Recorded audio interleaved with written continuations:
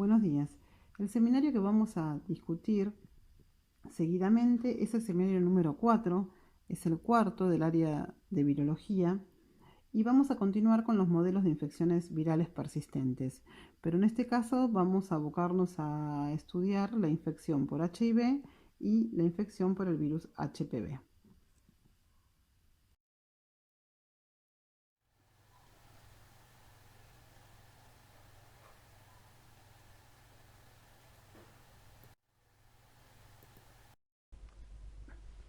En esta diapositiva podemos observar el impacto de la infección por HIV en el mundo.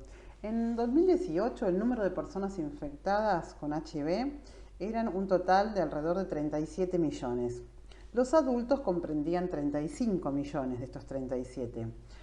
Como podemos observar en esta diapositiva, nosotros vemos que el número de mujeres ascendía a la mitad de estos 35 millones, prácticamente estamos hablando de 18 millones. ¿Qué significa esto? Que la relación mujer-hombre era alrededor de 1. Y este dato, ¿por qué es importante? Porque nosotros podemos observar en esta diapositiva que especificamos a las mujeres y no a los hombres.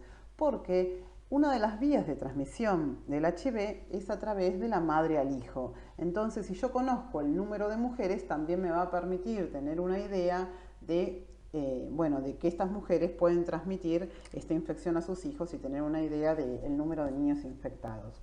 Ya vamos a ver que actualmente, y desde hace bastante tiempo, existe un tratamiento muy efectivo, ¿sí? Un tratamiento antiviral muy efectivo que prácticamente disminuye a valores menores de 1 la transmisión de la madre al hijo. Lo vamos a ver más adelante. Por otra parte, podemos decir que niños menores de 15 años, que en su mayoría estos niños adquirieron la infección a través de sus mamás, son alrededor de 1,8 millones. Las nuevas infecciones en 2018 ascendieron alrededor de 2 millones, estamos hablando de 1,8 millones. Y las muertes por SIDA, o sea, acá ya no estamos hablando de infección, sino estamos hablando de las muertes de aquellas personas que manifestaron el síndrome de inmunodeficiencia adquirida, fueron de un total de 940.000 personas. Por lo tanto, podemos ver que estos números tan importantes nos dan un impacto, ¿sí?, de lo que significa la infección por HIV en el mundo.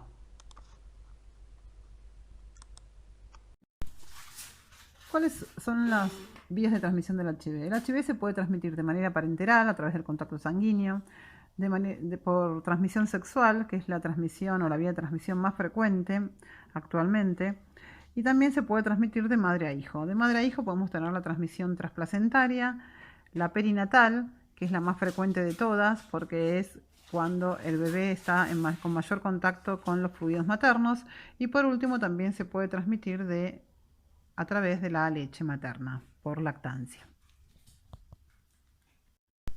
El virus HIV es un retrovirus y, como todos los retrovirus, posee una transcriptasa reversa.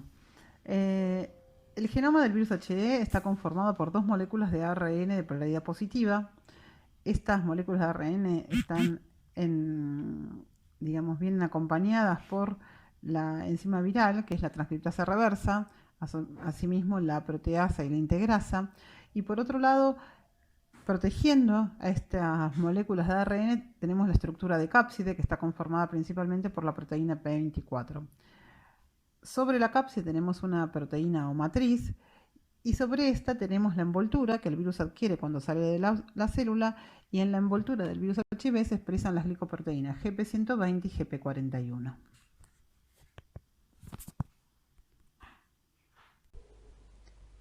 El virus HIV, como el resto de los retrovirus, consta de 3 genes estructurales: el GAG, el POL y el EM. El GAG codifica para las proteínas de la cápside de la matriz, el POL para la transcriptasa inversa, la proteasa y la integrasa, y el EM para las glicoproteínas de la envoltura. Estas son la GP41 y la GP120. Este virus además consta de otros genes, por ejemplo el VIF, el REF, el NEF, que son genes reguladores y accesorios, que van a cumplir diversas funciones durante el ciclo de replicación viral. Este genoma de HIV, que es de alrededor de 9.400 pares de bases, va a estar flanqueado por 2 secuencias repetitivas largas. Estas secuencias se denominan LTR. ¿Qué podemos predecir de la variabilidad y diversidad del HIV? Bueno, estas preguntas que planteamos acá las vamos a ir contestando a medida que avance la clase. Ustedes mírenla y cualquier cosa después nos consultan. El virus HIV tiene distintos mecanismos para generar variabilidad. Por un lado tenemos una alta tasa de error de la transcriptasa reversa, que cuando copia no tiene acción de proofreading, no tiene acción correctora, y estas mutaciones además se fijan, tiene una alta tasa de fijación de estas mutaciones, este virus. Por otro lado tenemos también cambios mayores que generan variabilidad, y el mecanismo más importante en HIV es la recombinación. Este virus HIV, como otros virus con genoma ARN, se presentan como cuasiespecies. ¿Qué es una cuasiespecie? Una cuasiespecie es una población de variantes virales cercanamente relacionadas y viables. Entonces vamos a ver cómo este fenómeno de cuasiespecies también en este contexto de HIV va a estar muy relacionado con los tratamientos actuales.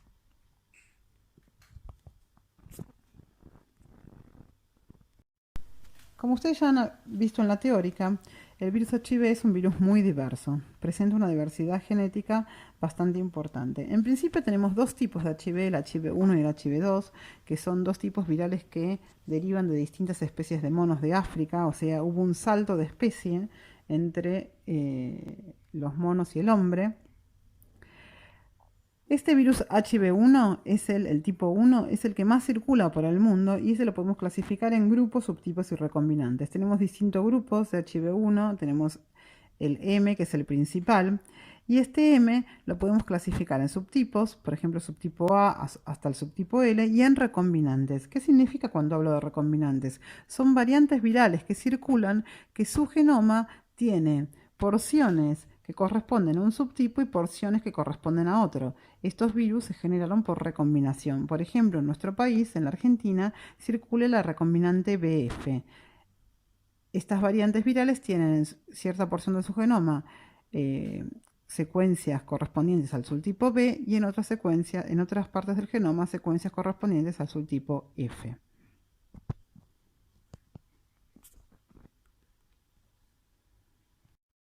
¿Cómo es el ciclo de replicación del HIV? La célula blanco principal del HIV son los linfocitos TCD4, es el linfocito TCD4. ¿Por qué es esto? Porque su molécula receptora más importante, o sea, el receptor más importante para ingresar a la célula para HIV es la molécula CD4. Sin embargo, el virus HIV no puede iniciar una infección productiva únicamente con el reconocimiento de esta molécula, necesita de otras moléculas receptoras. Hay muchas descritas, pero la más importante o las más importantes son la molécula CCR5 y la molécula CXR4. Se ha descrito que aquellas variantes virales que participan de la transmisión del virus y del inicio de la infección en nuevos individuos tienen tropismo por la molécula CD4 y por la molécula CCR5.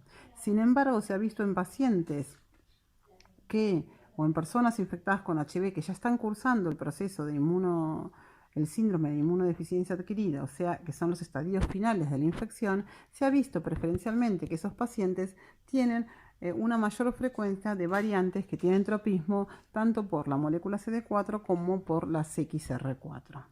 Entonces, una vez que el virus reconoce a la molécula CD4 a través de su proteína, que es un trímero GP120, luego esta proteína va a reconocer al correceptor, en este caso CCR5, va a haber un cambio conformacional que va a permitir que la proteína GP41 exprese sus péptidos de fusión y se ancla a la membrana.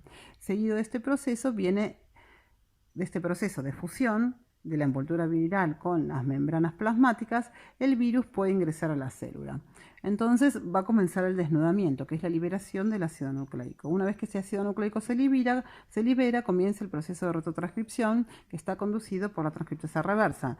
Entonces, a partir de las moléculas de ARN de polaridad positiva, esta transcriptasa reversa va a inicialmente generar un híbrido de baja estabilidad, ARN-ADN, y posteriormente se va a conformar una molécula de doble cadena de ADN.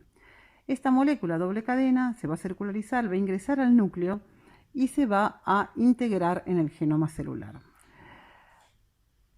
Cuando el estado en el que el virus está integrado en un genoma celular, lo llamamos provirus. Esto ocurre con HIV y con todos aquellos virus que se integran al genoma celular.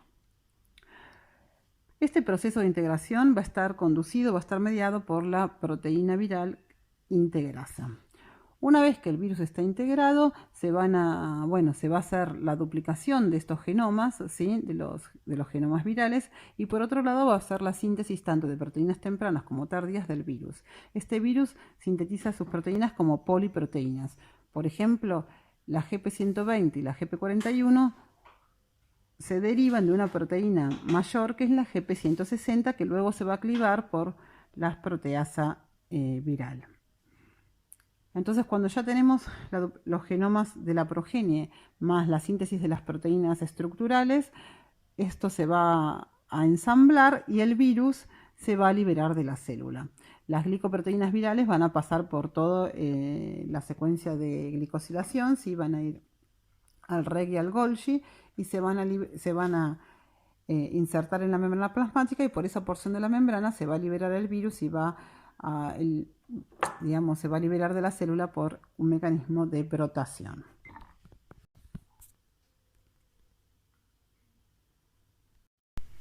¿Cuáles son las células blanco de la infección por HIV? Bueno, con lo que comentamos anteriormente podemos contestar fácilmente estas preguntas. Pero para repasar, habíamos visto que la célula blanco principal es el linfocito TCD4 y que para que una célula sea susceptible necesita, además de la presencia del CD4, otras moléculas correceptoras. Una célula es susceptible a la infección por HIV si expresa tanto la molécula CD4 como otras moléculas correceptoras. Como dijimos anteriormente, hay distintas moléculas correceptoras descritas, pero la más importante o las más importantes son la molécula CCR5, que es una molécula que es un receptor de quimoquinas. Sus ligandos son las quimoquinas MIP1-alfa, beta y rantes. Este receptor pertenece a la familia de receptores acoplados a proteína G. Los virus tienen tropismo por este tipo de receptor inicialmente o en las etapas tempranas de la infección. Se han visto que aquellos pacientes que están cursando sus etapas tempranas están infectados preferencialmente por virus que tienen tropismo tanto por la molécula receptora CD4 como por el correceptor CCR5. A medida que va evolucionando o va progresando la infección, hay como un switch en el tropismo de los virus que están circulando dentro de un individuo, y se ha visto que las personas que ya están en etapas más avanzadas de la infección, las variantes virales que presentan tienen tropismo por la molécula CD4 y el correceptor CXR4. El correceptor CXR4 fusina es un receptor también de quimoquinas que es específico para el factor derivado del estroma 1.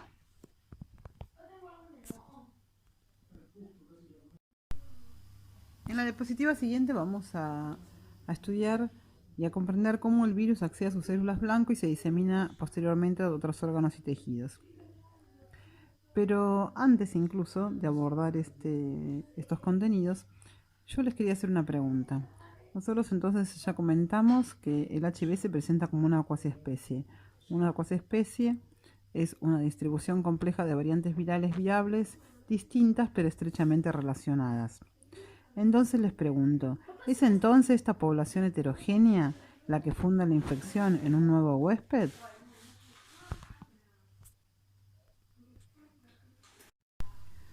¿Cómo accede el virus a sus células blanco? Está bien ilustrado esto en esta diapositiva. Comentamos anteriormente que las mayorías de las infecciones son adquiridas a través de las relaciones sexuales. En este caso, el semen es el principal vector de transmisión. El semen contiene 3 fuentes de virus infecciosas. Estas pueden ser o viriones libres, o viriones unidos al espermatozoide, o leucocitos infectados. En este sentido, luego de la deposición del HIV en la mucosa, el virus atraviesa el epitelio e interactúa con las células blanco, tanto linfocitos TCD4, macrófagos y células dendríticas. ¿De qué manera este virus puede acceder a estas células blanco? Bueno, se han descrito distintos mecanismos. Uno puede ser a través de la transitosis del epitelio y otro también puede ser tanto virus libre o virus asociado a células que podrían atravesar lesiones genitales o microabrasiones. Se ha descrito que hay una asociación entre la probabilidad de adquirir la infección por HIV y la presencia de otras enfermedades de transmisión sexual. Este es el caso, por ejemplo, de la infección por herpes simplex 2. Se ha descrito que aquellas mujeres que tienen lesiones vaginales, lesiones producidas por herpes simplex 2 vaginales, que aumentan el riesgo de adquirir la infección por HIV en 5 veces. Por otra parte, ha sido descrito que en el 60% de las relaciones consentidas en mujeres sanas se producen microabrasiones. Estas microabrasiones entonces permitirían el traspaso del virus por la mucosa y el acceso de este a sus células blanco.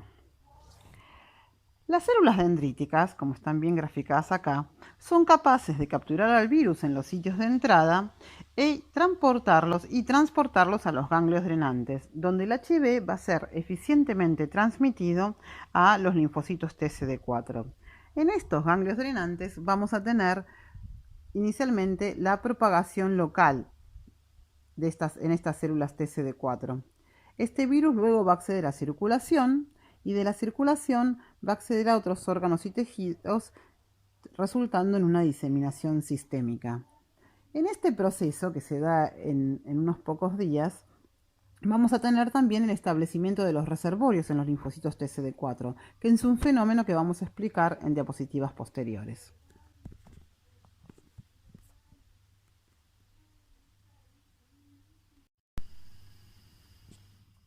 ¿Cuál es el rol de la célula dendrítica en la infección por HIV?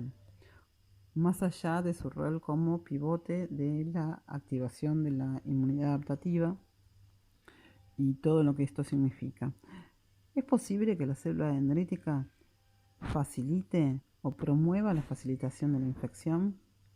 Hemos comentado anteriormente que la célula dendrítica era capaz de capturar partículas virales y ofertárselas a los linfocitos T en el ganglio drenante. Es así, la célula dendrítica puede reconocer a estas partículas de HIV a través de su receptor Lysozyme. Ella reconoce algunos hidratos de carbono expresados en la GP120 y de esta manera este virus es endocitado en la célula dendrítica pero en compartimentos no degradativos. En su camino y proceso de maduración hacia los ganglios drenantes, esta célula dendrítica luego le oferta a los linfocitos T en el ganglio el virus que no ha sido degradado, como se observa en este esquema que está graficado en esta diapositiva. En las microscopías electrónicas de la parte inferior podemos observar cómo se da ese encuentro entre la célula dendrítica y el T.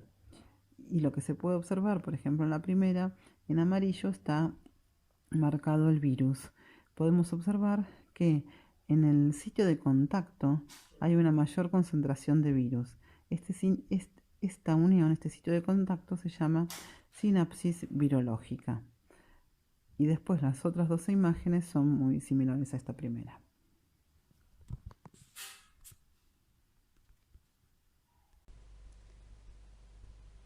Habíamos dejado pendiente una pregunta que tenía que ver con esta característica que tiene el virus HIV y que la comparte con otros virus con genoma ARN, de que se presenta como una población de cuasiespecies. Se presenta como una población de distribuciones complejas de variantes virales viables, distintas pero estrechamente relacionadas entre sí. Entonces la pregunta que nos hacíamos era si esta población heterogénea de cuasiespecies es la que funda la infección en un nuevo huésped. Acá podemos observar en la diapositiva que a la izquierda tenemos representadas estas poblaciones de cuasiespecies como virus de distintos colores y después podemos observar en la línea punteada la mucosa de este nuevo individuo, del individuo receptor. Luego de varios estudios se llegó a la conclusión de que la variante viral que funda esta infección en el nuevo individuo es una variante única o una variante o un conjunto de variantes muy pequeño, muy parecidos entre sí. Entonces esto nos da la idea del virus fundador. Este virus fundador tiene ciertas características. Este virus fundador va a tener un fitness de alta transmisión. Cuando me refiero a fitness me estoy refiriendo a una aptitud replicativa. Esta variante fundadora se va a poder adaptar a este nuevo individuo. Entonces vamos a tener que tiene una alta capacidad replicativa, expresa una gran cantidad de proteínas en su envoltura, tiene una interacción eficiente con las células dendríticas. Dijimos que particularmente cuando este virus puede interaccionar con la molécula D-cysteine, esta célula dendrítica va a ser capaz de presentar en los ganglios drenantes de esta mucosa el virus a los linfocitos TCD4. Y por otro lado, y algo muy importante, es que el virus va a presentar una resistencia a los interferones de tipo 1, que es la respuesta antiviral importantísima de la respuesta inmune innata. ¿Cómo es que se selecciona este virus fundador? Bueno, este virus fundador se va a seleccionar por distintas presiones de selección, que puede ser la presión por la respuesta inmune o, por ejemplo, la presión por los antivirales. Por otra parte, también se podrían transmitir partículas defectivas o poblaciones de virus que tengan baja capacidad replicativa, bajo fitness. Entonces, en general, estas poblaciones están caracterizadas por expresar baja cantidad de proteínas de la envoltura, tienen baja infectividad, interaccionan pobremente con las células dendríticas, y una cosa muy importante es que presentan sensibilidad a los interferones de tipo 1, a diferencia de las variantes con alta capacidad replicativa que podían evadir la respuesta inmune al interferón. Entonces, concluyendo y contestando la pregunta, podemos decir que la variante que funda la infección en un nuevo individuo es una variante única y tenemos el concepto entonces de virus fundador. En esta diapositiva, nuevamente con preguntas, nos preguntamos qué mecanismos presenta el HIV para iniciar la infección en un nuevo individuo. Y bueno, con los conceptos que hemos descrito anteriormente, ustedes van a ser capaces de contestar estas preguntas. ¿Cómo es la evolución de la infección? Por un lado tenemos en esta gráfica marcado las copias genómicas por mililitro de plasma en rojo y en azul el recuento de linfocitos TCD4 también por mililitro de plasma. Lo que podemos observar que en la primera infección tenemos valores muy importantes de carga viral. Esto se llama el síndrome de infección aguda por HIV, donde hay una extensa diseminación del virus y este virus se comienza a sentar en los órganos linfoides. Si observamos lo que sucede en este momento con los linfocitos TCD4, que de una persona sana, de un individuo sano, rondan alrededor de los 1000-1200 células por mililitro de plasma, vemos que durante la primera infección hay un decrecimiento importante, luego una pequeña recuperación y seguidamente un decrecimiento progresivo hasta que prácticamente tenemos pacientes que los recuentos de CD4 son muy pero muy menores, por debajo de las 100 células por mililitro de plasma. Hay que tener en cuenta que, como dijimos anteriormente, los linfocitos TCD4 son el blanco principal de este virus. Y este decrecimiento importante o esta depresión importante va a coincidir entonces con el aumento de virus, ¿sí?, y con el advenimiento de las enfermedades oportunistas que puede seguir, digamos, hacia la muerte de estos pacientes. En general, en la gran mayoría de los pacientes, como lo vamos a ver más adelante, esto ocurre luego de 10 años de evolución de la infección. Pero hay algo a considerar también, que es lo que está marcado acá como latencia clínica. Cuando hablamos de latencia, estamos hablando de latencia clínica porque, en principio, como sabemos, la infección por HIV es un modelo compatible con una infección persistente crónica. ¿Esto qué quiere decir? Que durante toda la vida del individuo, este virus está produciendo viriones. La carga viral puede estar más o menos controlada, pero nosotros podemos observar o podemos detectar la presencia de nuevos viriones.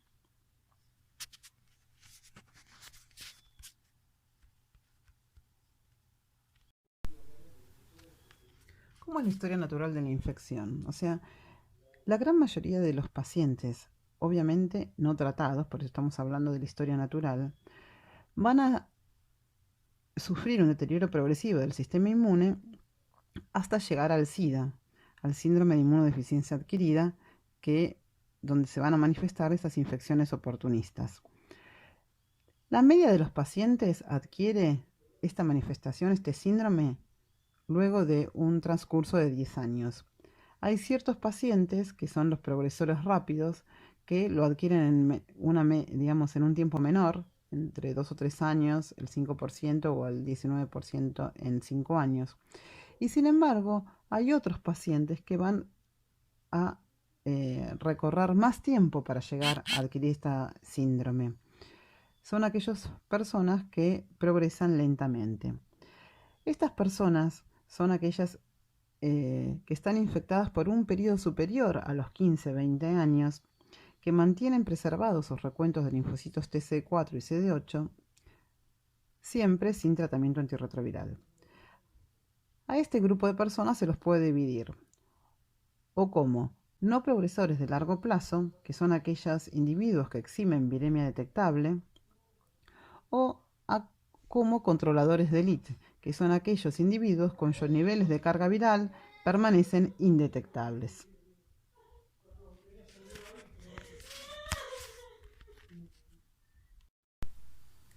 En las siguientes diapositivas vamos a estudiar dos eventos muy importantes hoy que se están estudiando muy acabadamente, que comprenden o están comprendidos durante la infección aguda por HIV. Son dos eventos tempranos que se dan en la infección.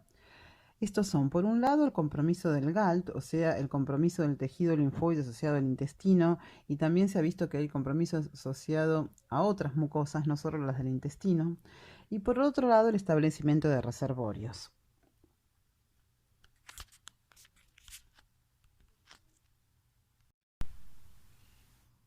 Como habíamos observado anteriormente, en un paciente infectado durante la evolución de esta infección, podemos observar un decrecimiento progresivo de sus linfocitos TCD4.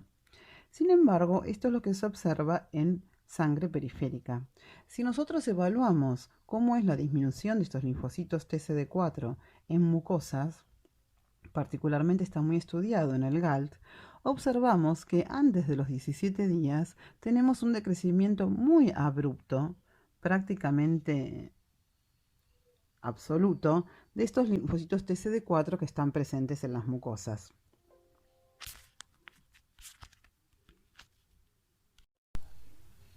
Como podemos observar en este gráfico, si graficamos lo que sucede hasta los 17 días, vemos que en sangre periférica el recuento de linfocitos TCD4 sufre un decrecimiento menor y luego hay una pequeña recuperación. Sin embargo, si observamos lo que sucede en yeyuno, vamos a ver que a los 17 días tenemos un abrupto decrecimiento del número de linfocitos TCD4. Y esto es muy importante porque casi el 70% de los linfocitos TCD4 CCR5 positivos de memoria se encuentran en el GALT. Hay algo a considerar, que ya lo habíamos charlado anteriormente, que eran que las variantes transmisibles, o las que preferencialmente son las variantes transmisibles, son aquellas que tienen tropismo por estas dos moléculas, tanto por la molécula CD4 como por la molécula CCR5. Para enfatizar todo lo que estamos diciendo acá, mostramos estas dos imágenes que están ubicadas en esta diapositiva, y lo que podemos observar, que son unos análisis endoscópicos e histológicos, y podemos observar que en aquellas personas que no están infectadas por HIV, las flechas indican este sistema linfoide asociado a este intestino. Sin embargo, si nosotros observamos a aquellos pacientes que están infectados con HIV, podemos observar prácticamente que no presentan en esta foto, ¿sí?, toda esa barrera que le da a la mucosa la presencia de este sistema linfoide. O sea que prácticamente ha desaparecido este sistema linfoide asociado a estas mucosas intestinales. Y en las fotografías de abajo lo que se puede observar es un es una marcación inmunohistológica de los linfocitos TCD4 y se puede observar entonces que tenemos un decrecimiento muy importante en este número en aquellas personas que están infectadas con HIV.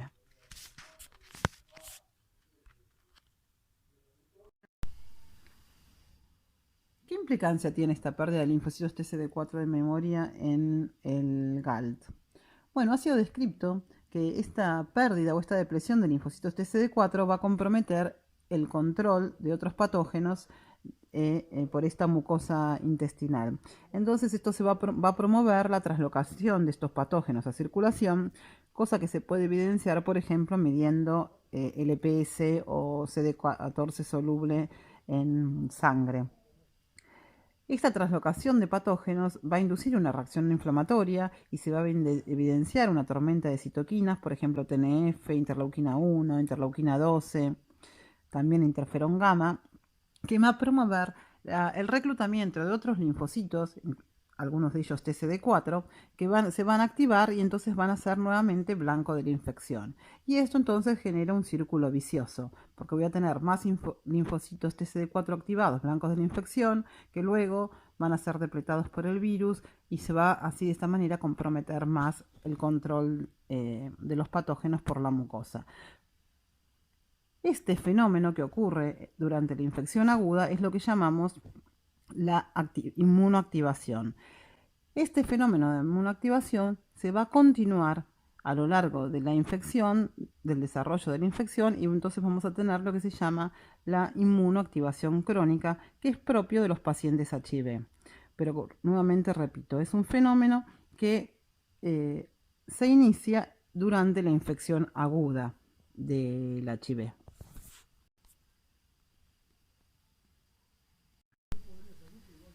En esta diapositiva lo que estamos graficando es la tormenta de citoquinas que acabamos de explicar.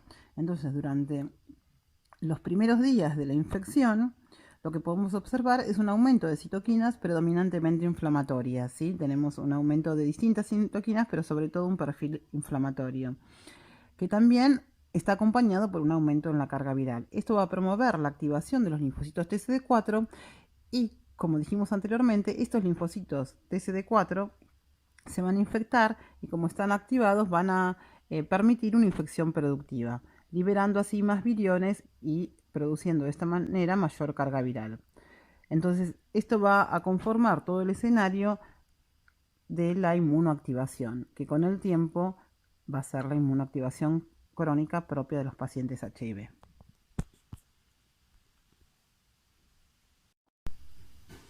¿Qué consecuencias tiene la inmunoactivación crónica? Bueno, por un lado puede ser la disfunción tímica o el agotamiento del pool de los linfocitos T naïf y de memoria.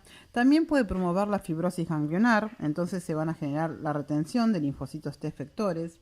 Y una cosa muy importante es que también esta inmunoactivación crónica va a generar nuevas células blanco para ser infectadas por HIV. Entonces, lo que permite mantener una replicación viral, un nivel de replicación viral importante. En este sentido, entonces, hay una asociación directa entre la replicación viral y la inmunoactivación crónica. Esto se puede evidenciar en el gráfico que tenemos acá a la derecha, donde se grafica el porcentaje de linfocitos TCD8 activados, porque son linfocitos TCD8 que marcan los marcadores de activación CD38 y HLA-DR, versus la carga viral. Si los comparamos con una persona, con un paciente o con pacientes no infectados, como están acá en azul, que el porcentaje de estos linfocitos activados es alrededor de un 5 o un 6%, y podemos ver que a medida que se aumenta la carga viral, aumenta el número de estos linfocitos TCD8 activados. Entonces, a más carga viral, mayor inmunoactivación crónica.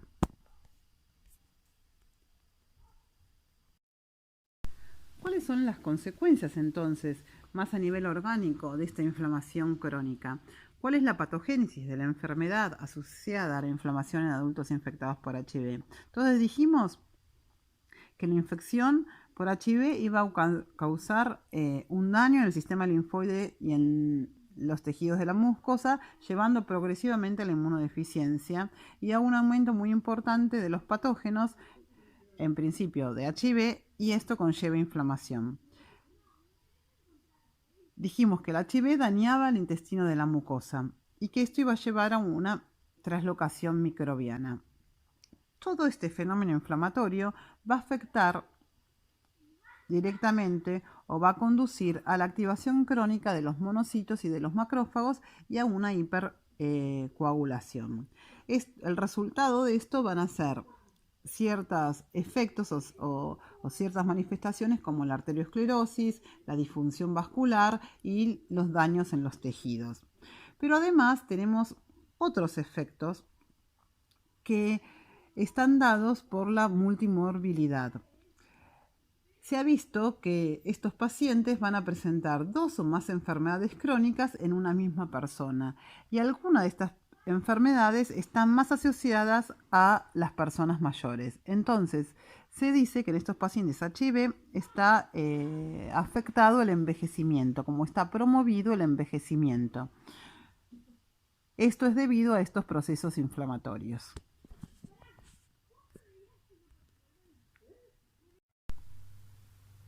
Bueno, en esta diapositiva que preguntamos cuáles son los eventos centrales que se manifiestan en la infección aguda por HIV, entonces los van a poder contestar muy sencillamente con los contenidos que estuvimos discutiendo en las diapositivas anteriores.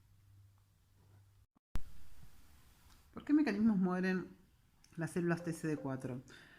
Se han descrito diversos: por acción directa del virus en células infectadas productivamente, y o por la muerte de células vecinas, que las llamamos células bystander, y sino también puede ser por acción de los linfocitos TCD8 con su capacidad citotóxica.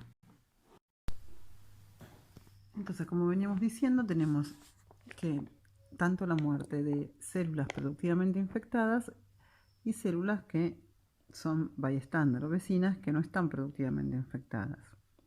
Entonces podemos describir que inicialmente la replicación viral en células productivamente infectadas mata a las células rápidamente, en 1 o 2 días.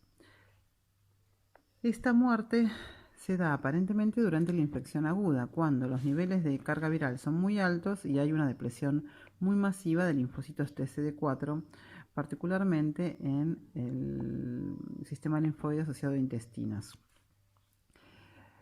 El mecanismo de muerte de estas células productivamente infectadas es la apoptosis.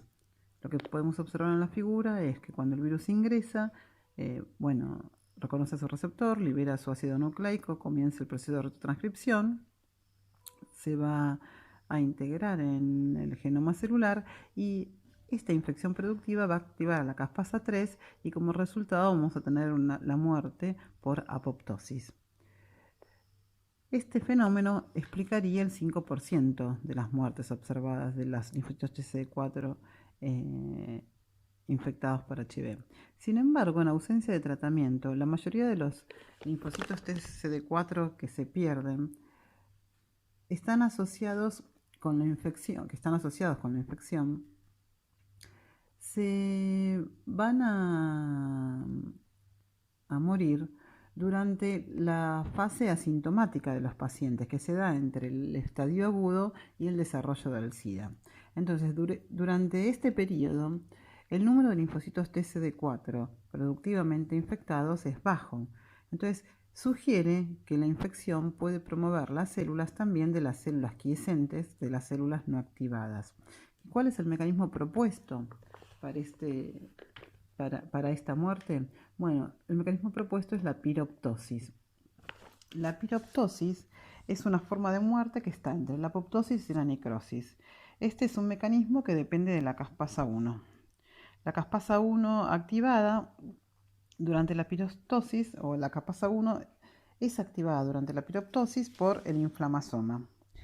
La piroptosis consiste en un aumento de la célula, en un incremento celular, en una hinchazón celular, la ruptura de la membrana plasmática y la liberación del contenido intracelular al espacio extracelular. ¿Y qué es lo que ocurre particularmente con HIV? Entonces, en las células quiescentes habíamos dicho que el virus no puede infectar productivamente. Sin embargo, el virus puede ingresar. Entonces el virus ingresa, comienzan los primeros estadios de la retrotranscripción y el resultado es un transcripto incompleto. Este transcripto incompleto va a activar a un sensor de DNA que se llama IFI16. Se activa y este IFI16 va a activar mediante la acción del inflamasoma a las caspasa 1. Y esta caspasa 1 es la que va a producir la apoptosis. De esta manera vamos a tener la muerte de estas células que están quiescentes y que no están productivamente infartadas, sino más bien que presentan una infección abortiva.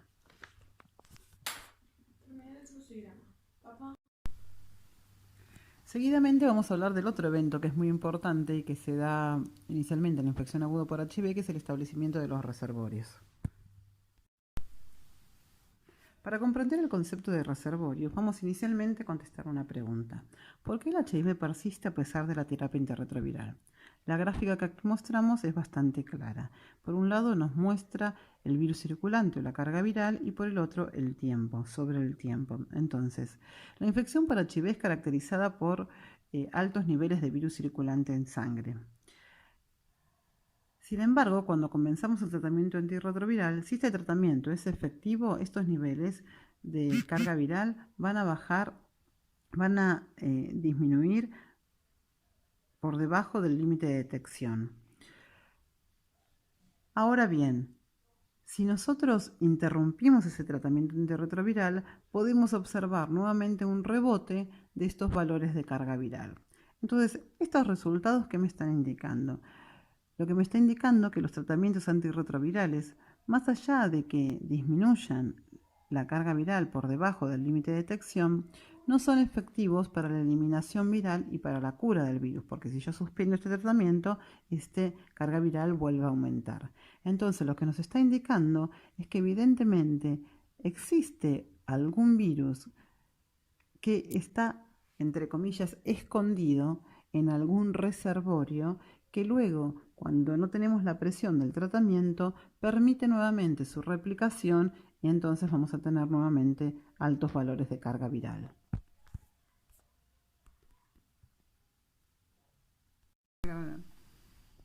¿Cómo es el establecimiento y el mantenimiento de los reservorios en esta infección por HIV?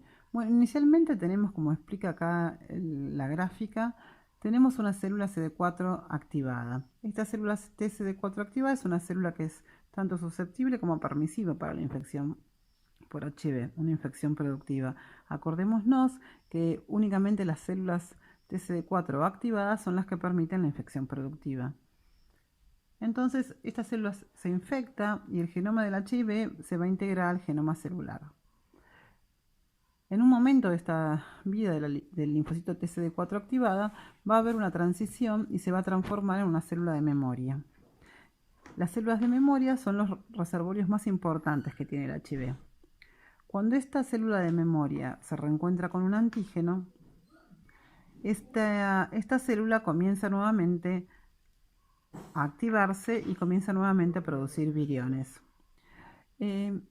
Actualmente los reservorios son uno de los temas más importantes en el estudio de la infección por HIV, porque la estrategia es tratar de conocer el tamaño del reservorio de cada paciente, porque si conocemos el tamaño de los reservorios, de los virus que están escondidos, entre comillas, en los reservorios, nosotros vamos a poder conocer o saber de qué manera podemos activar esos reservorios para que esos virus nuevamente se activen, produzcan nuevos viriones y podamos eliminarnos con antirretrovirales.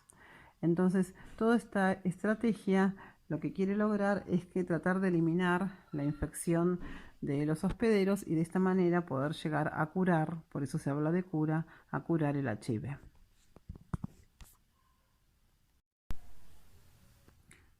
¿Cuáles son los reservorios celulares y los compartimentos que están involucrados? Bueno, el linfocito TCD4 de memoria es el principal reservorio del HIV, pero además también tenemos otras células que pueden ser reservorios como los macrófagos y las células dendríticas de varios tejidos, especialmente de los ganglios linfáticos del intestino y del sistema nervioso central. Como reservorios anatómicos tenemos, bueno, el tracto gastrointestinal, el tracto genital y también el sistema nervioso central.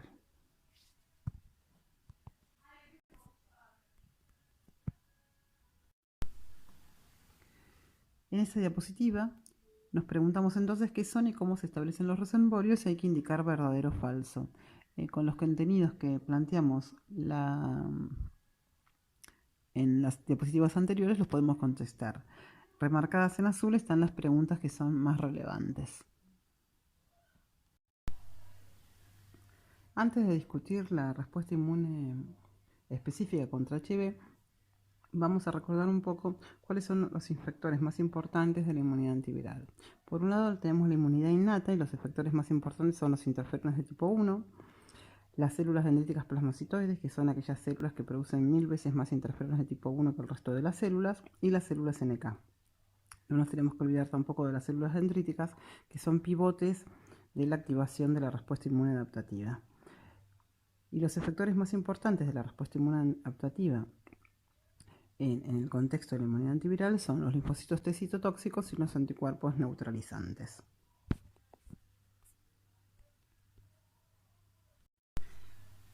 Específicamente, en la respuesta inmune durante la infección por HIV, tenemos como activadores de la respuesta inmune innata la activación de las poblaciones celulares de la respuesta inmune innata, como las células dendríticas plasmacitoides, las NK. Después, una cosa característica que observamos, que es esta tormenta muy importante de citoquinas que produce ese ambiente inflamatorio. Y en la respuesta inmune adaptativa vamos a tener la activación de los linfocitos T citotóxicos específicos y la producción de anticuerpos neutralizantes.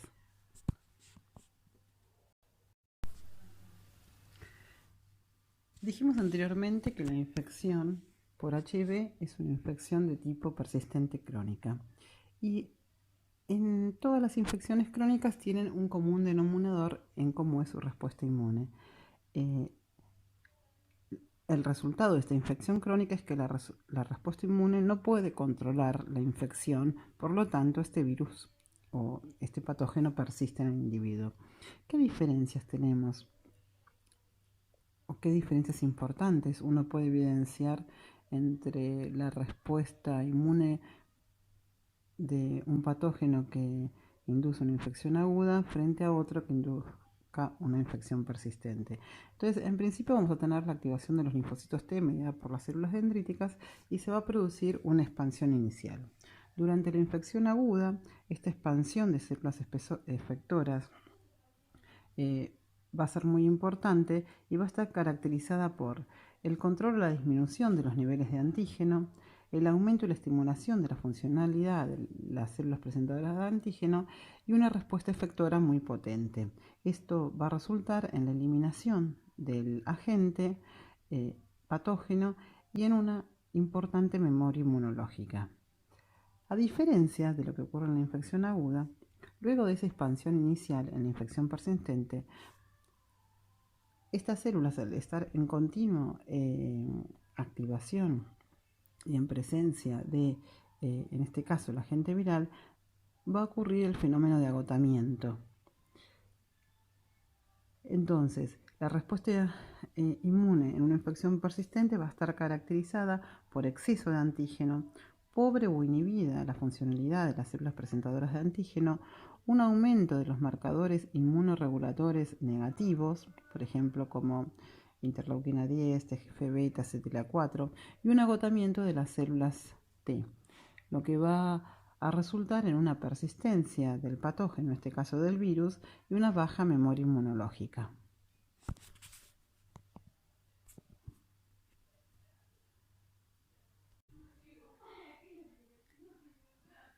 Teniendo en cuenta la respuesta inmune adaptativa en la infección por HIV, en esta diapositiva se muestran los eventos que surgen luego de que una célula CD8 específica para HIV, un linfocito TCD8 específico para HIV, se reencuentra con el antígeno.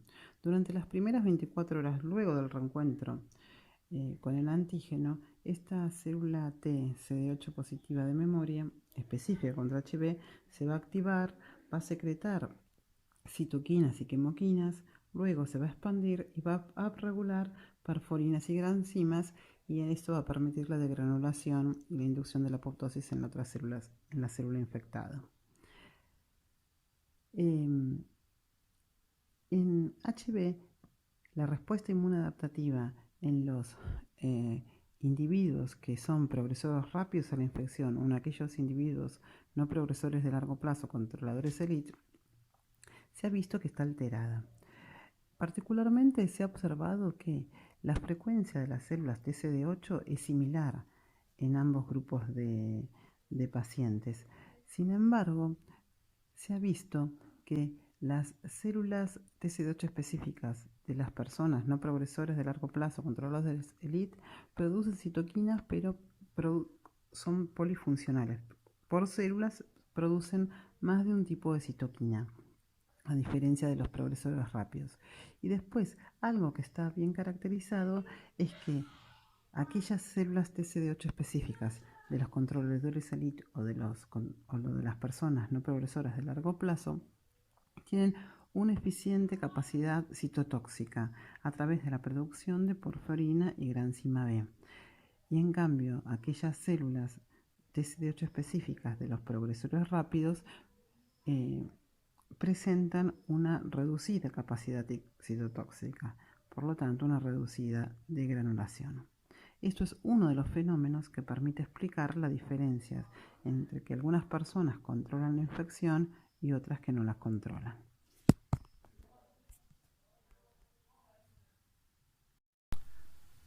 Los otros efectores muy importantes en la respuesta inmune contra HIV son los anticuerpos, particularmente los anticuerpos neutralizantes.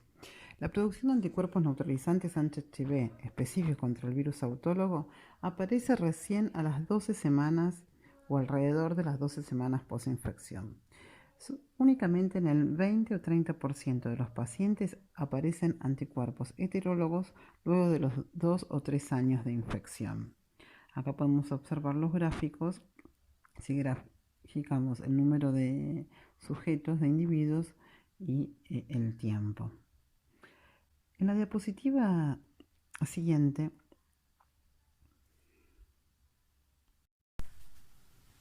en esta diapositiva estamos ilustrando otro tipo de anticuerpos que aparecen en el 10 al 30% de los individuos, que se llaman anticuerpos ampliamente neutralizantes.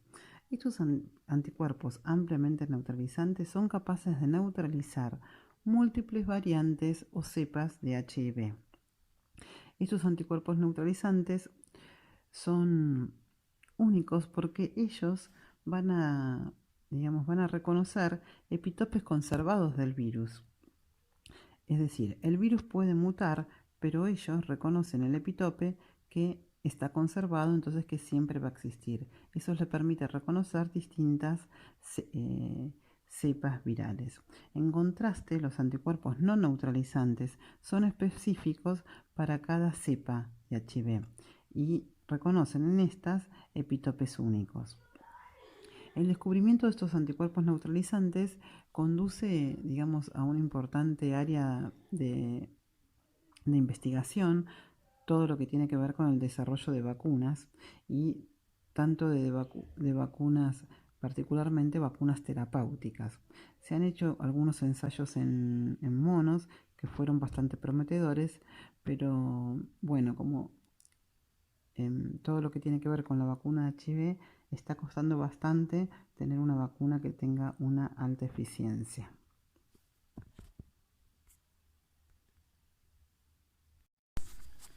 Entonces, para cerrar la discusión sobre la infección por HIV, entonces vamos a poder contestar las siguientes preguntas, verdadero o falso, sobre cuáles son los efectores de la respuesta inmune específica contra HIV.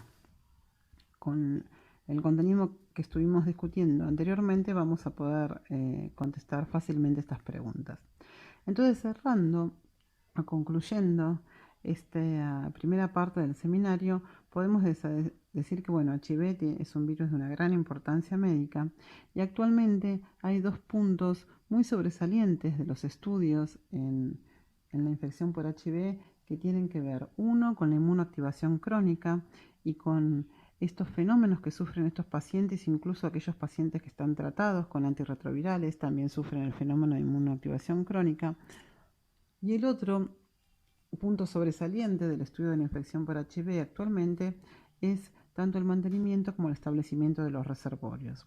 La idea de conocer el tamaño de los reservorios para luego poder activarlos, activar ese virus que está escondido en estos reservorios y poder, como fin último, tratar de eliminar del virus de la célula.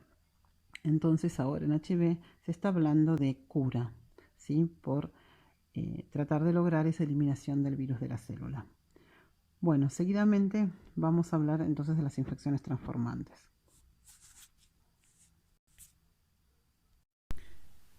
Entonces, para cerrar lo que hemos estado discutiendo sobre la infección por HIV, vamos a terminar con estas preguntas de verdadero o falso para contestar cuáles son los efectores de la respuesta inmune específica contra HIV.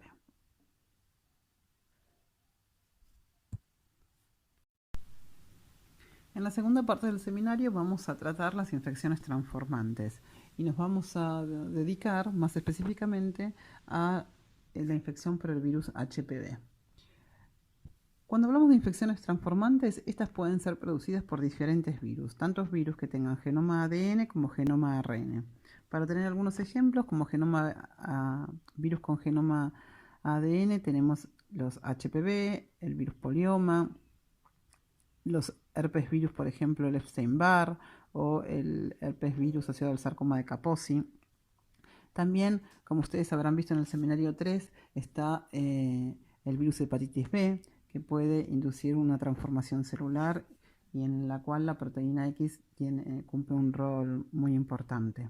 Por otro lado, también tenemos virus con genomas ARN que son capaces de transformar a las células, y estos son el HTLV1, que es el virus de la leucemia T del adulto, y el virus de la hepatitis C. ¿Mediante qué mecanismos los virus pueden causar cáncer? Bueno, tenemos distintos. Puede ser por integración, que es la causa que causa la activación o inactivación de oncogenes o genes supresores de tumores, o la expresión de ciertos genes que alteran las vías de señalización y el resultado es la transformación celular, o también puede ser esta transformación debido a una activación crónica de respuestas inflamatorias.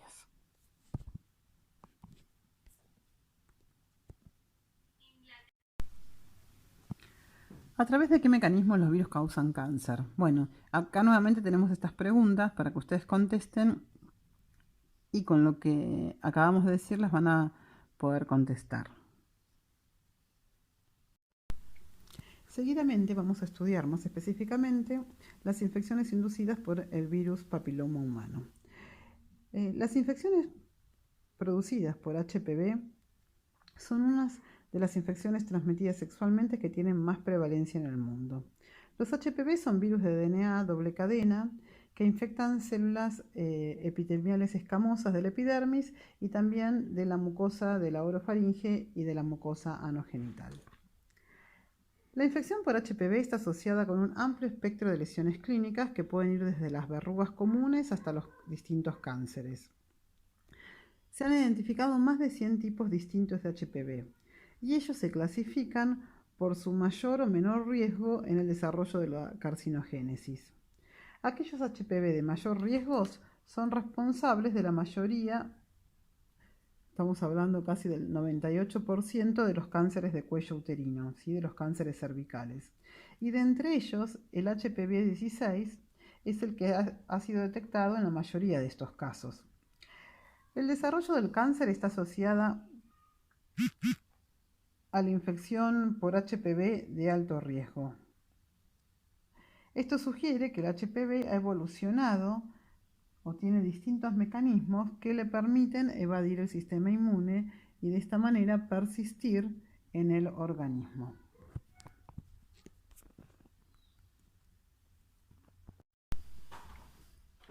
Si tenemos en cuenta la proporción de los cánceres causados por el HPV y graficamos en un lado el número anual de casos y en el otro los distintos tipos de cánceres, podemos observar que Prácticamente el 100% del cáncer cervical está causado por el virus HPV. El anal un porcentaje muy mayor. Sin embargo, ya el vulvar vaginal alrededor del 50%, como el peniano, y los cánceres orofaringios también una proporción muy importante está causada por los HPV. Pero entonces lo que esta diapositiva quiere remarcar es que en el 98% de los cánceres cervicales se ha detectado la presencia de HPV de alto riesgo, particularmente de HPV 16.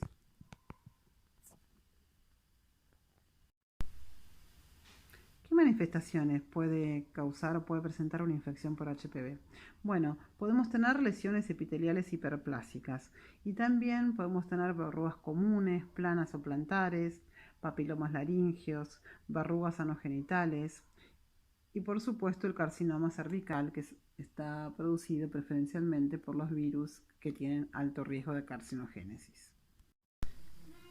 En la presente diapositiva lo que indicamos es un modelo de progresión del cáncer cervical. Nosotros podemos tener distintos estadios. Podemos tener 3 pasos que llevan al cáncer del cuello uterino. En principio tenemos la infección por HB, que es la infección aguda por HPV, que como se indica en el gráfico, puede eliminarse esta infección, o sea, un paciente normal se puede infectar con HPV y después la flecha que vuelve, que es la eliminación del virus controlado por el sistema inmune. Después tenemos otra etapa, que es la etapa de la persistencia asociada al desarrollo del precáncer cervical en este caso. Y acá también tenemos como una comunicación, porque desde una infección aguda se puede progresar al precáncer, pero también podemos plantear una regresión. Y por último, a partir de este desarrollo del precáncer cervical, después tenemos la invasión de estas células transformantes cancerígenas y tenemos propiamente el cáncer. En las curvas de abajo lo que queremos graficar es la prevalencia poblacional de cada una de estas etapas. La infección y la eliminación viral son extremadamente comunes y juntas van a contribuir al pico agudo de prevalencia de HPV en los años siguientes a la media de la primera relación sexual de la población. Y eso es lo que nos está graficando la curva verde. Vamos a tener el pico agudo alrededor de los 20 años, que es cuando son unos años después de la media de la primera relación sexual en general poblacional. El promedio de la edad del diagnóstico del precáncer va a depender de la intensidad del screening en una población determinada, de los esfuerzos que haga los ministerios de salud o los equipos de salud para que toda la población se haga un screening y poder detectar entonces aquellas personas, aquellas mujeres en este caso, que tengan células precancerosas. Y eso es lo que está indicando la línea azul, la curva azul. Típicamente lleva décadas que la lesión precancerosa crezca y eventualmente invada. Entonces tenemos el cáncer. Por eso la línea roja es muy bajita y muy alargada, ¿sí? Llega incluso hasta los 70 años. Aunque existen algunos casos raros y rápidos. Por eso también tenemos que, por ejemplo, a los 30 años se puede detectar en algunas mujeres la presencia de cáncer cervical.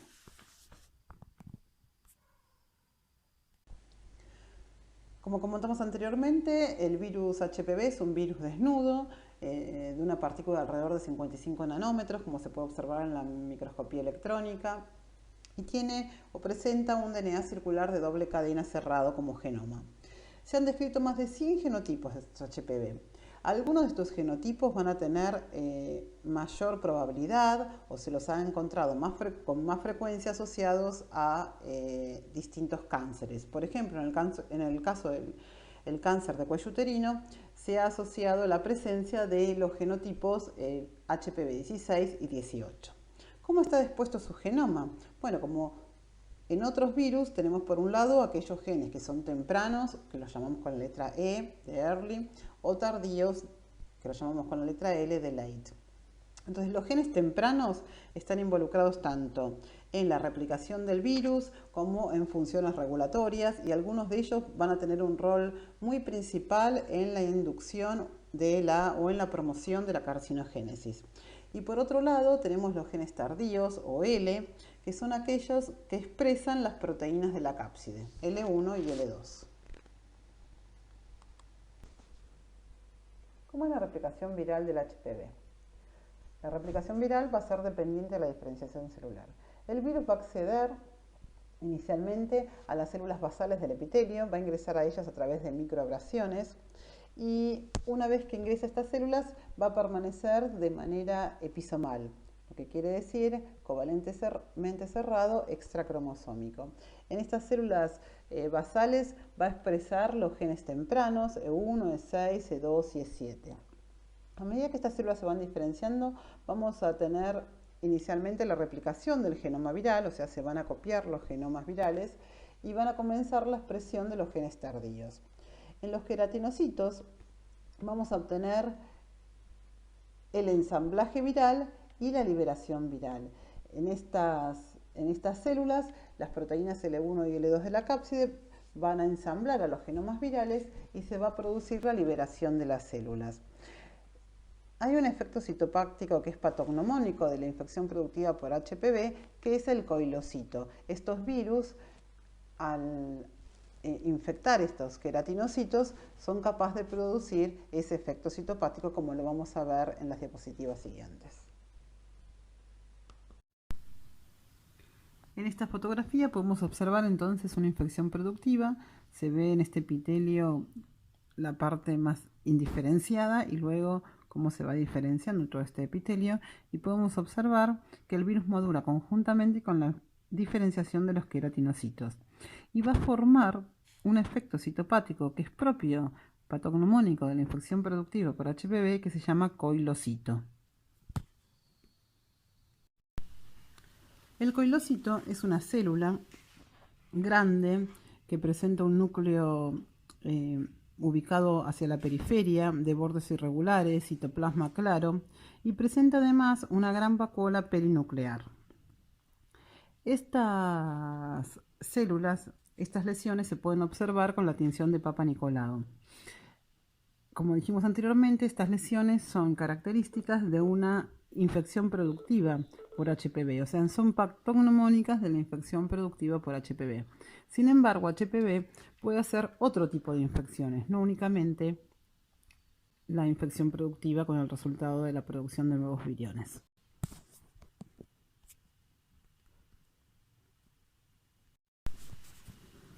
El HPV entonces va a infectar la membrana basal de los queratinocitos, y a medida que se diferencian, este virus puede evolucionar hacia una infección abortiva.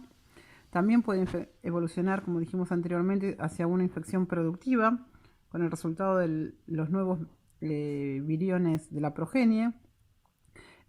Es acá donde vamos a tener la presencia de los coilocitos. Y además, este virus puede inducir o puede evolucionar hacia otro tipo de infección, que va a ser la carcinogénesis. O sea, este virus tiene diversos mecanismos que van a promover la transformación celular. Pero en este tipo de infección no vamos a tener una infección productiva. Ahora ya lo vamos a explicar en las diapositivas que vienen. Entonces, que quede claro, si tenemos una infección productiva, vamos a observar como efecto citopático los coilocitos, y de acá se van a liberar viriones. Ahora bien, en una infección donde el virus induce transformación celular, la infección no va a ser productiva. No voy a tener todo el ciclo replicativo de este virus completo, por lo tanto no voy a tener la formación de nuevas partículas virales.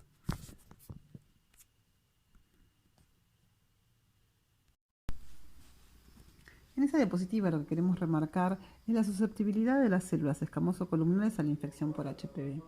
Esto es una representación esquemática del tracto genital femenino, y lo que podemos observar, que lo vamos a explicar más detenidamente en la próxima diapositiva, es que estas células escamoso-columnares que se encuentran presentes en la zona de transformación son el principal blanco de HPV asociado a los cánceres de cuello uterino. La unión escamosa columnar contiene una mayor susceptibilidad tanto a la infección como a la persistencia de este HPV.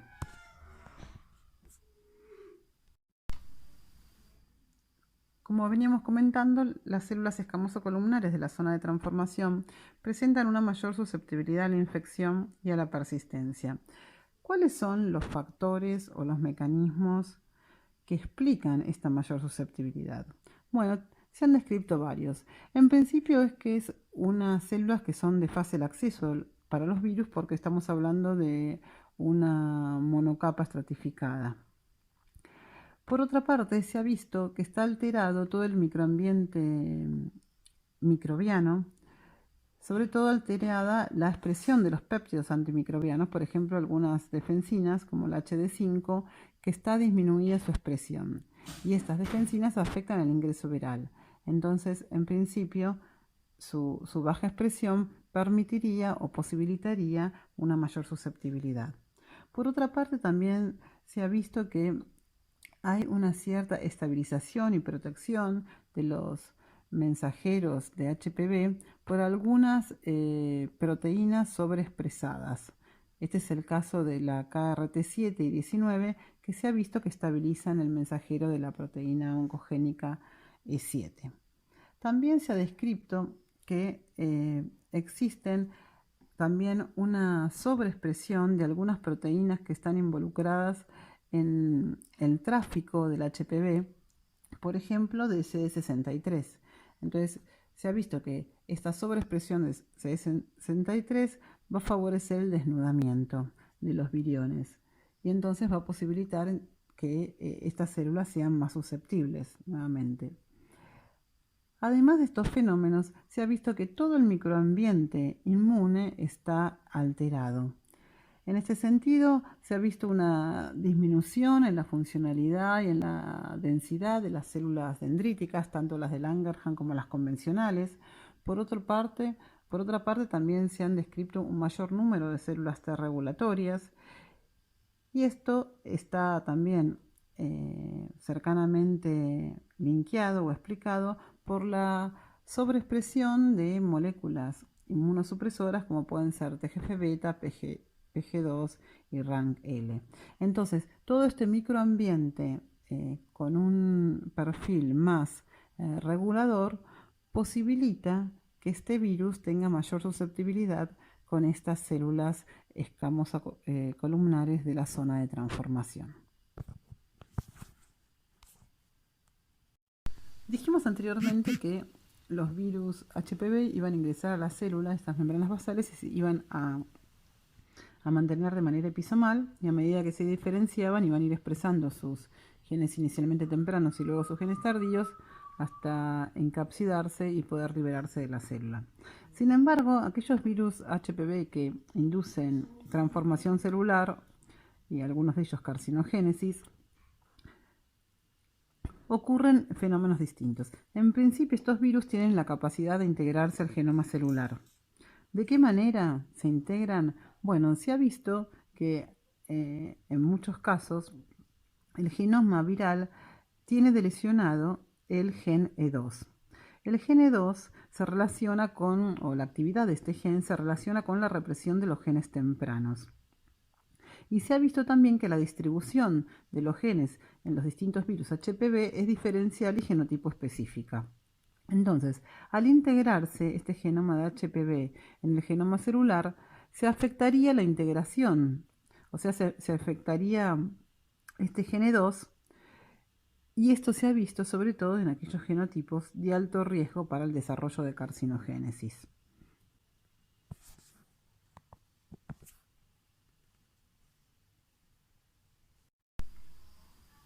En esta imagen histológica podemos observar un carcinoma in situ de cuello uterino y se puede observar bien claramente las alteraciones en la polaridad celular, las atipias y sobre todo la ausencia de coilocitos. Acordémonos que el coilocito era la lesión patognomónica de la infección productiva por HPV, a diferencia de lo que ocurre con aquellos HPV de alto riesgo que inducen la transformación celular.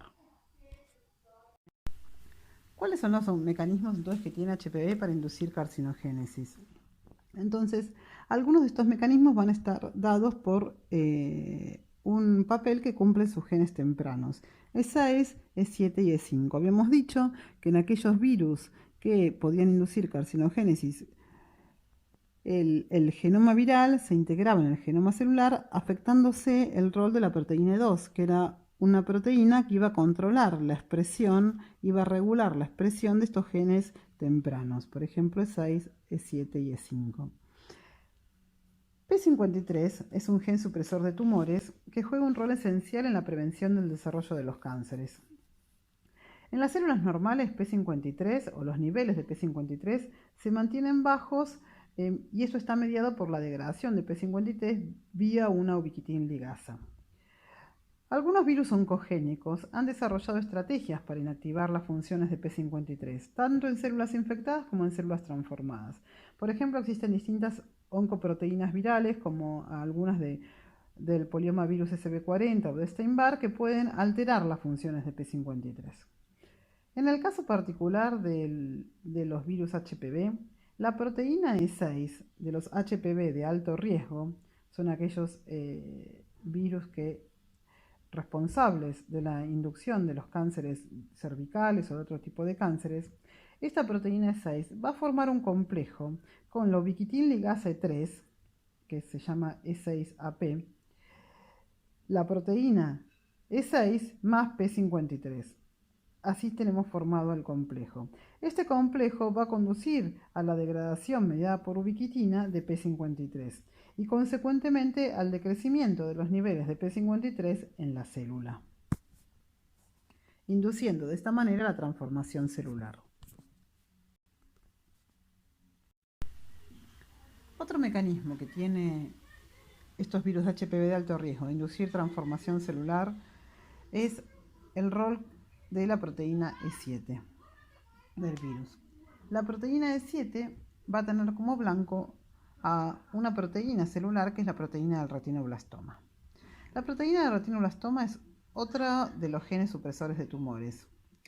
Esta tiene un rol crítico en la regulación del ciclo celular, ya que controla la transición de G1 a la fase S del ciclo celular. Bajo condiciones normales, la proteína del retinoblastoma está no fosforilada en G1 y es progresivamente fosforilada hacia la fase S del ciclo celular. La retinoblastoma, esta proteína de retinoblastoma no fosforilada, va a interactuar con el factor de transcripción E2F y de esta manera va a actuar como un represor transcripcional. Los miembros de la familia de este factor de transcripción E2F están involucrados en la regulación transcripcional de genes que participan en la síntesis del DNA. Entonces, ¿cómo participa de todo este proceso la proteína E7 de HPV? Bueno, la proteína HPV de los genotipos de alto riesgo se va a unir a retinoblastoma y va a inducir su degradación proteasomal mediada por ubiquitinización. Y de esta manera entonces va a promover el progreso del ciclo celular, consecuentemente la transformación celular.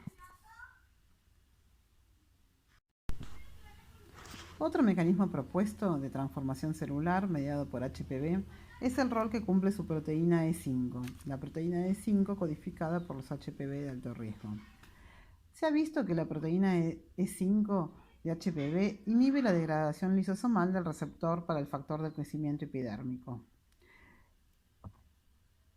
Se ha visto, como podemos observar en esta imagen, que tenemos expresado en la membrana el receptor del factor de crecimiento epidérmico. Luego de que reconoce su ligando, se va a endocitar y este endosoma se va a fusionar con un lisosoma que, mediado por la alta concentración de protones, va a inducir la degradación lisosomal de este receptor. La proteína E5 de HPV interactúa al nivel de una ATPasa y bloquea la acción de esta ATPasa, impidiendo el ingreso de los protones a los lisosomas. El resultado de esto es la inhibición de la degradación lisosomal del receptor. y se ha demostrado que este proceso incrementa la sensibilidad celular a la transformación.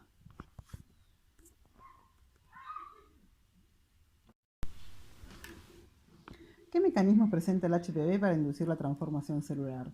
Bueno, con lo que estuvimos charlando en las últimas diapositivas, ustedes van a poder contestar correctamente o no, o sea, si es verdadero o falso, las siguientes preguntas.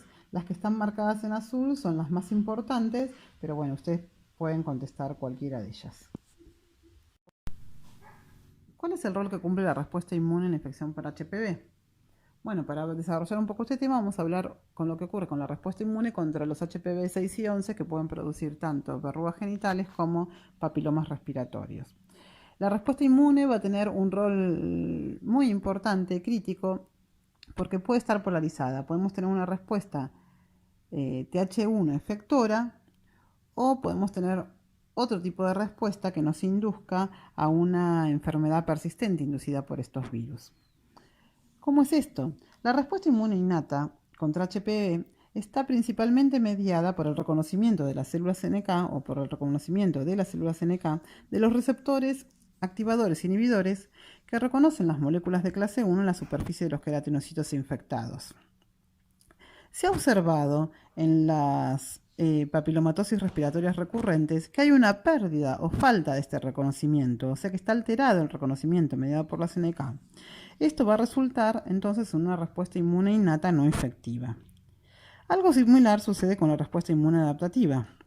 Se ha demostrado que las células de Langerhans tienen alterada su maduración, por lo tanto resultando en una presentación antigénica muy defectuosa.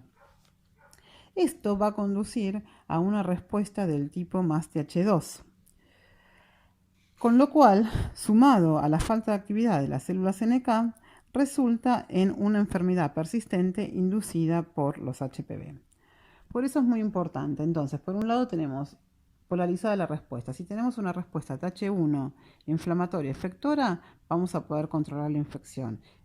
Y en cambio, si están alteradas tanto la función de las NK como la función de las células de Langerhans, vamos a tender a una respuesta del tipo más TH2 o más regulatoria y por lo tanto se va a permitir o se va a promover la persistencia de la enfermedad inducida entonces por estos tipos de HPV.